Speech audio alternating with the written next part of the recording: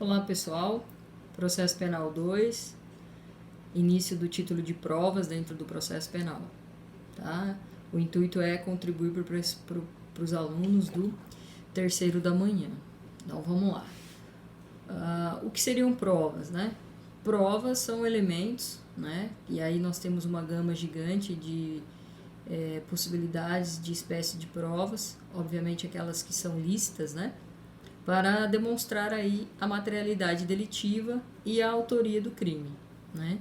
Então, o objetivo da prova é naturalmente comprovar ou verificar a existência do crime e verificar a autoria, né? O processo penal tem essa finalidade. Qual que é o objeto da prova? O objeto da prova são todos os elementos que precisam ser demonstrados, ou seja, tudo aquilo que as partes alegam durante o processo são objeto de prova.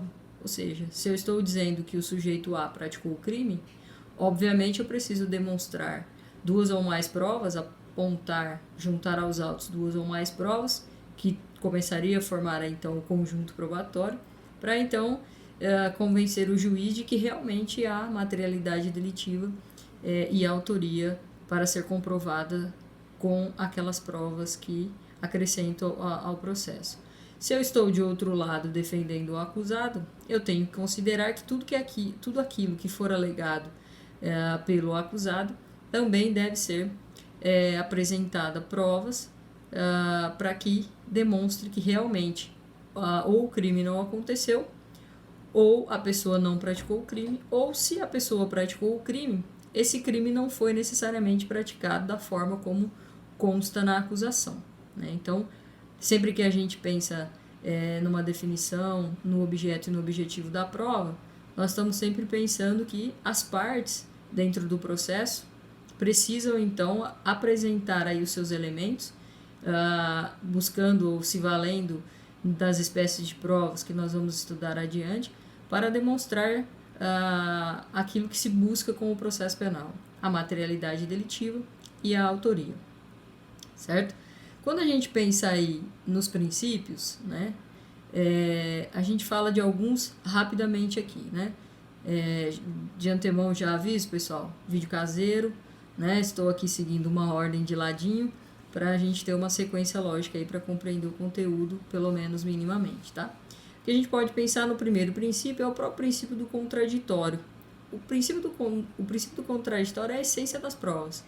Quando a gente aprende os princípios gerais do processo penal, né, um deles é o contraditório, logo vamos perceber que é o direito de produzir prova, assim como é o direito de contraditar a prova produzida pela outra parte. Então, o contraditório ele é fundamental dentro do processo, né? Sem a existência do contraditório, nós não podemos sequer verificar aí se realmente houve um crime, se realmente o sujeito teria praticado.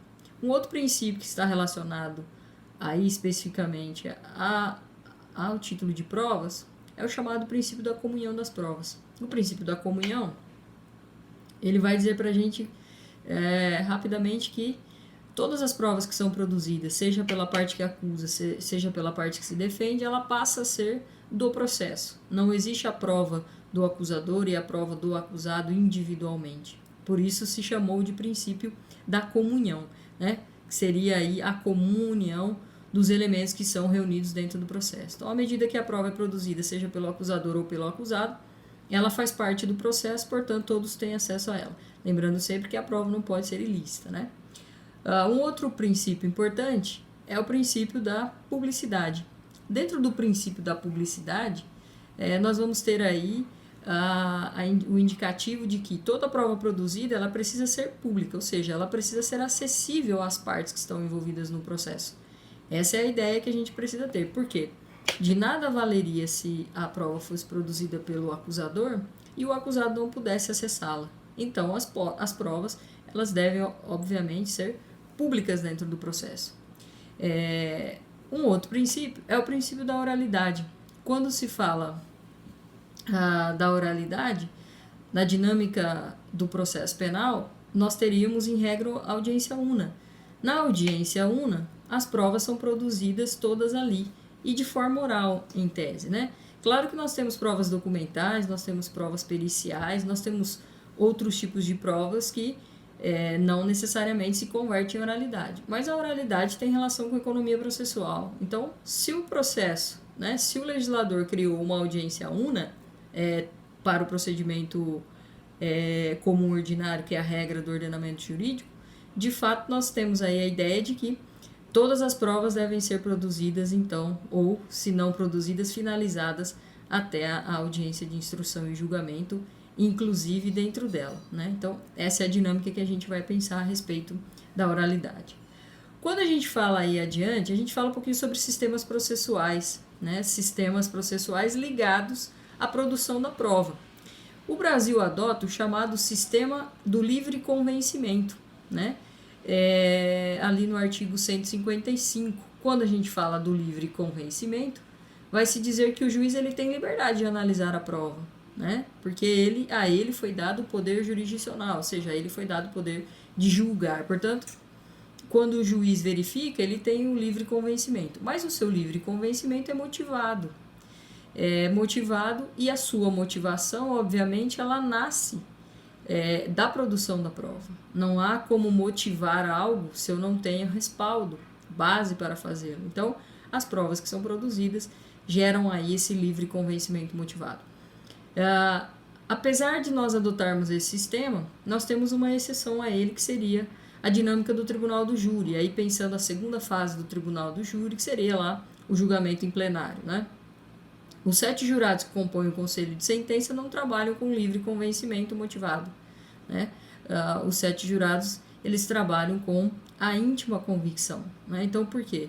Os jurados não precisam, né, ter capacidade técnica de entendimento. O que eles precisam, na verdade, naquele momento, é serem convencidos ou pela acusação ou pelo acusado daquilo que está sendo alegado. Então, ali não há motivação. Portanto, aqui nós teríamos uma exceção. Mas fora o tribunal do júri, né, o plenário, o julgamento, segunda fase de procedimento do júri, todas as outras decisões que são proferidas pelo juiz togado são decisões de livre convencimento motivado, certo? Então, o juiz não julga com a sua íntima convicção, muito pelo contrário, ele sempre julga vinculado aí às provas que foram produzidas.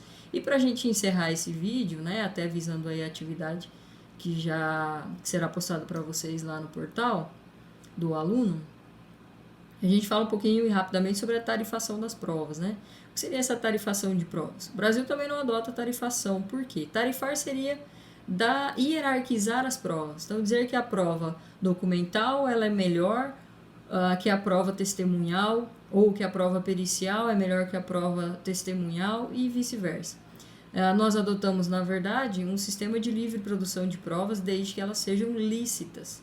Então, nós não temos tarifação de prova, né? Toda prova ela tem o mesmo valor, desde que ela seja lícita e desde que ela tenha a efetiva condição de comprovar aí aquilo que no seu bojo está, seja um testemunho, seja um documento ou mesmo uma perícia. Então, nós não temos na dinâmica do processo penal brasileiro qualquer tipo de tarifação de prova. Pessoal, por hora é só, a gente vai se comunicando. Muito obrigada, até o próximo.